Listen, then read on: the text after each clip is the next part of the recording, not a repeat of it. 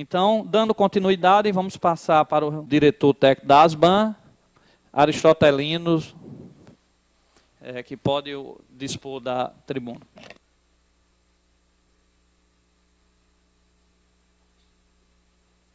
Bom dia a todos. Eu gostaria de inicialmente agradecer a propositura do vereador Luiz Carlos para essa audiência de tema de tão grande relevância e através do qual eu também parabenizo e cumprimento toda a mesa e também cumprimento não só os espectadores agora desta audiência presentes aqui na Câmara de Vereadores, como também os espectadores da televisão da Câmara, que também nos assistem nesse momento. A questão da água em Natal é uma questão que ela trata, evidentemente, da vida, né? Você falar de água para consumo, qualidade da água, você está falando da vida, porque é o insumo mais importante, né, que nós temos devido a todas as prerrogativas, a todas as qualidades que a água tem e sua missão, não só na fisiologia do ser humano, como também do ambiente, né? Quer dizer, através da água que você tem todo o fluxo de matéria e energia, não só nos sistemas vivos, também como os sistemas ambientais de um modo geral. Então, não compete aqui ficar tecendo comentários sobre a importância da água para os seres humanos, para os seres vivos de um modo geral e também para o planeta. No caso específico da cidade do Natal, nós temos uma peculiaridade. Natal é uma das grandes cidades brasileiras, uma das poucas cidades brasileiras que tem o seu abastecimento praticamente calcado em água de subsuperfície, em água subterrânea. A maior parte do nosso abastecimento é proveniente de água que vem debaixo da terra. E essa água que está debaixo da terra, que estão nos lençóis, evidentemente fica acima da gente. E o que a gente faz em cima dessa terra, que abaixo dela nós vamos encontrar água que vai servir para o nosso abastecimento? Nós estamos produzindo dejetos, nós estamos produzindo resíduos. E esses resíduos, se não tratados de forma adequada, eles vão acabar percolando, sobretudo os resíduos líquidos, vão acabar percolando o solo, vão atingir esse lençol e, evidentemente, vão contaminar essa água. Então, Natal, diferentemente de grandes outras cidades brasileiras, ela depende muito dessa água de superfície. E essa água de subsuperfície, desculpe, e essa água subterrânea de superfície, ela acaba preservando determinados poluentes que, quando chegam nesse local, nesse lençol, eles acabam ali ou sofrendo algumas reações químicas ou preservando as suas qualidades poluentes naquela água, o que já não acontece muito em água de superfície. Nós temos substâncias químicas que, uma vez presentes nas lagoas, nos rios, elas são devidamente diluídas e transformadas quimicamente, melhorando paulatinamente a qualidade dessa água. Já a água contaminada debaixo da terra já tem processos muito mais lentos, muito mais demorados e que acabam preservando essa contaminação. Então, é um problema muito mais sério.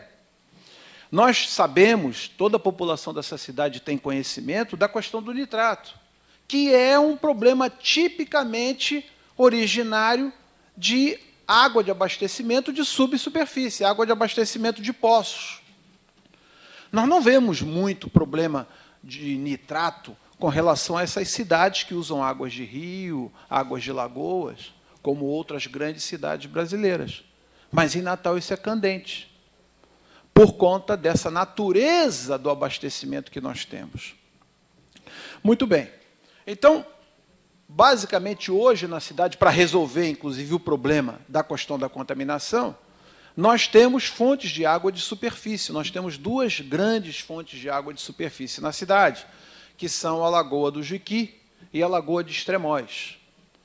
Então, tem-se feito uma operação no sentido de misturar a água dessas lagoas com a água dos poços, com o propósito de mitigar, de diminuir a concentração de nitrato na nossa água.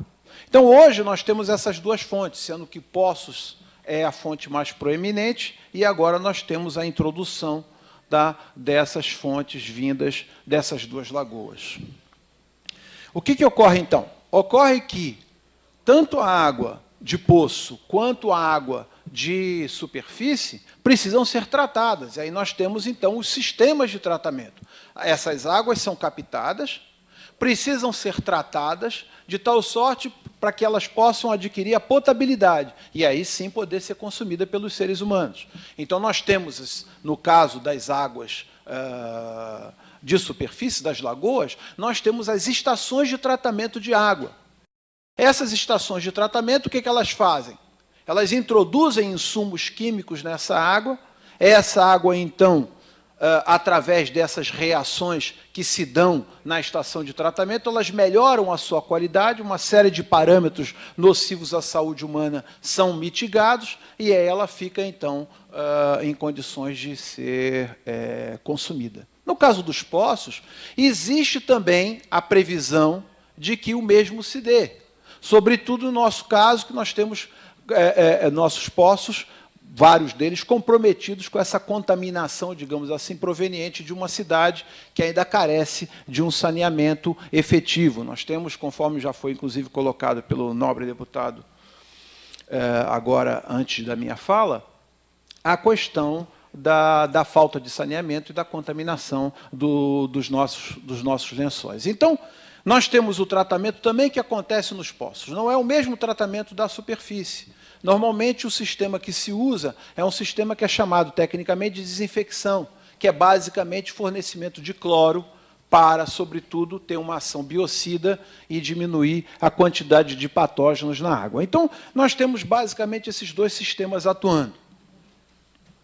E o que está acontecendo hoje, então, na nossa cidade? Nós temos uma parte considerável dos nossos poços com valores de nitrato acima do permissível. Esses tratamentos que são feitos, inclusive de desinfecção, não são suficientes para atacar diretamente o problema do nitrato.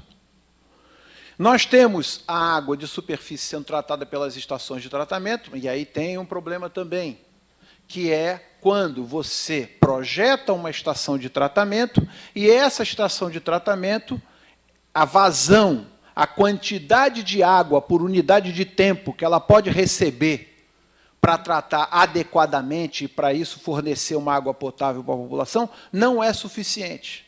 Ou seja, a demanda de água, sobretudo por conta dessa estratégia de mistura de água dos poços com a água das lagoas para poder misturar e poder ter um valor de nitrato abaixo do máximo permissível, essa demanda passa a ser cada vez maior. Na medida que nós aumentamos essa contaminação, a demanda dessa água passa a ser mais necessária e aquela estação que foi projetada para receber uma determinada demanda, para receber uma determinada quantidade de água, para tratar essa quantidade de água, acaba tendo que fornecer uma quantidade maior devido a essa necessidade de mistura. E aí o que acontece?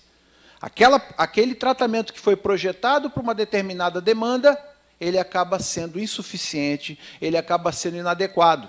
Então, nós temos aí um problema de aumento crescente de demanda de água das nossas lagoas, sendo que os tratamentos que foram projetados para tornar essa água devidamente pronta para consumo humano não estão sendo suficientes.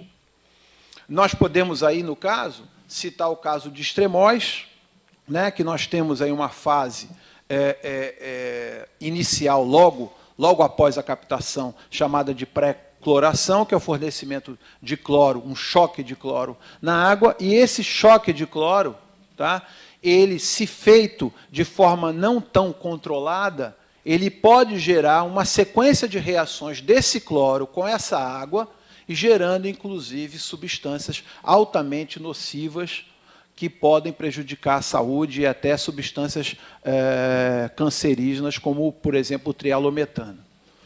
Então, o que nós podemos dizer? Que, hoje, o tratamento da água de superfície na cidade, ele tem dois problemas. A demanda excessiva relativo ao fornecimento cada vez maior de água, sendo que o tratamento ele foi projetado para uma demanda menor. E temos também o próprio controle do tratamento. As substâncias, os insumos que são colocados na água, tá, precisam ter um maior controle. Esse controle ele não é tão efetivo quanto deveria ser. Já a água de poço, nós temos, então, o problema do nitrato, já conhecido, que esse tratamento de desinfecção que foi falado ainda há pouco, ele praticamente não interfere na concentração de nitrato. E mesmo esse tratamento de cloração, esse tratamento de desinfecção, ele também tem pouco controle. Quando eu digo pouco controle, o que na realidade eu estou informando aos senhores é que não se sabe exatamente quando essa água chega no ponto final, ou seja, na torneira da casa de cada cidadão, como é que estará, então, por exemplo, as concentrações de cloro.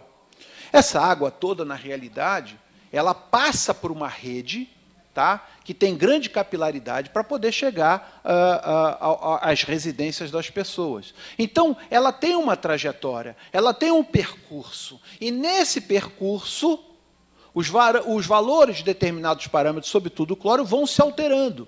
Então, há necessidade de se ter um melhor controle sobre essa parametrização, sobretudo do cloro. Então, se coloca uma determinada quantidade na origem e essa quantidade ela vai se alterando ao longo do trajeto.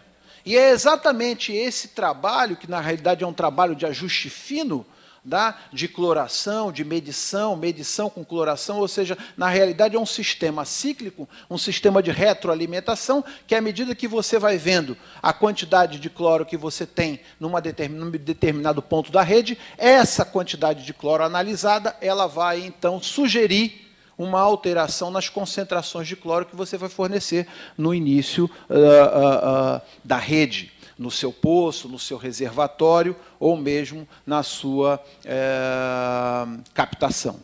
Então, essa falta de controle também é um outro problema. Então, nós temos aí a questão da contaminação do nitrato, é importante, mas nós temos que também prestar atenção com relação a esses controles que são feitos, que deveriam ser feitos de forma mais contínua, né, na nossa água. Uma outra questão também que nós levantaríamos aqui relativa à questão do abastecimento de água não tem direta ligação com a qualidade em si, mas acaba tendo uma repercussão muito importante na questão do abastecimento, que é a falta dessa água. Quer dizer, o que o cidadão espera em termos do seu abastecimento de água? Espera que ele tenha uma água de boa qualidade e que tenha água, né, que essa água não falte. E nós temos um problema crônico na cidade, tá, de deficiência na pressão das águas. Nós temos uma relação razoável de bairros, de localidades na nossa cidade que tem comprometimento no fornecimento dessa água. Então, é uma água que, às vezes, não chega com a qualidade necessária, sobretudo, né, relativa a essa questão do nitrato. E também temos o problema também da quantidade. Alguns problemas, alguns procedimentos têm sido adotados para tentar minimizar essas questões, sobretudo com relação ao nitrato. A CAERN, recentemente, e já colocou em funcionamento a partir de 2011, alguns poços que foram perfurados nas imediações do Rio Doce. Poços esses que têm uma qualidade razoavelmente boa, ficam próximos ao Rio Doce, e esses postos eles estão alimentando a estação elevatória de Pajuçara, e, com isso, a qualidade do nitrato tem melhorado na Zona Norte. Isso não significa dizer que este nitrato já é um nitrato dentro da parametrização recomendada pela Organização Mundial de Saúde. Ainda está elevado, mas vem diminuindo. Nós tivemos aí uma baixa de em torno de 40%, 50% do teor de nitrato. Alguns poços têm sido desativados. Então, poços em que a quantidade de nitrato é muito elevada, sobretudo poços em que ficam em regiões que têm praticamente nenhum saneamento, cuja contaminação é muito elevada, esses poços têm sido desativados. E, evidentemente, uma outra medida que nós já citamos aqui, que seria a mistura dessas águas. Então, esses procedimentos têm sido adotados, a qualidade da água, relativo, sobretudo, ao nitrato, tem melhorado um pouco, mas ainda temos um caminho a percorrer, um longo caminho a percorrer, para que nós resolvamos definitivamente essa questão. Eu diria para vocês, com clareza, que o principal foco para resolver definitivamente esse problema é o saneamento da cidade, né? Porque no momento que nós tivermos a cidade devidamente saneada, o esgotamento sanitário atingindo praticamente toda a área de cobertura da cidade, essa questão da contaminação ela vai deixar de existir e, em pouco tempo, nós teremos, então, a melhoria dos nossos lençóis, da qualidade dos nossos lençóis. Vocês sabem muito bem, vocês sabem muito bem que a Natal ela é basicamente toda ela, tá, em cima de terrenos bastante permeáveis, né? Dizem que Natal foi construída sob dunas. Então, existe uma permeabilidade do terreno muito grande. Então, a renovação, você tendo chuva, você tem uma realimentação dos lençóis bastante significativa. Então, no momento que nós resolvamos a questão da contaminação, rapidamente, não vai demorar muito tempo para que nós tenhamos grandes renovações na qualidade da água dos nossos lençóis. Outras possibilidades, são possibilidades mais custosas, que seriam, no caso, nós captarmos água de fontes mais distantes da cidade, foi citado, inclusive, pelo deputado Hermano, né, essa questão. Isso também é uma possibilidade, existem planejamentos para isso, existe toda uma estratégia já voltada para essa possibilidade. Evidentemente que os custos serão elevados, adutoras terão que ser construídas, envolve questões intermunicipais também, mas que também é uma outra opção. Então, eu gostaria de dizer para os senhores, para finalizar essa minha intervenção por hora, que, primeiro, a qualidade da água de Natal tem melhorado. Essa melhoria, embora ela esteja ocorrendo, ela ainda é insuficiente para que nós podemos nos tranquilizar absolutamente relativo à qualidade da água, voltando a enfatizar a questão do nitrato. Outra questão é que existem alternativas que estão sendo adotadas, que essas alternativas elas têm tido um certo funcionamento, elas têm tido um certo resultado no sentido dessa melhoria e que vão desde outras fontes de captação, como também a melhoria dos tratamentos que existem nas fontes atuais, que estão sendo usadas atualmente de captação. Então, eu diria que temos, finalmente, então, um caminho longo ainda a percorrer, mas acho que o direcionamento é um direcionamento de bom encaminhamento. O que precisamos é acelerar as ações nessa área para que a gente possa rapidamente, depender, inclusive, menos, né, do uso da água mineral, que vai ser, inclusive, falado daqui a pouco, né, para que, sobretudo, o pessoal da população de baixa renda, né, para que possa usar água mesmo do abastecimento público. Esse é o nosso desejo. Era isso que eu gostaria de falar. Muito obrigado. Nós agradecemos o pronunciamento do Aristotelino, da ASBAN.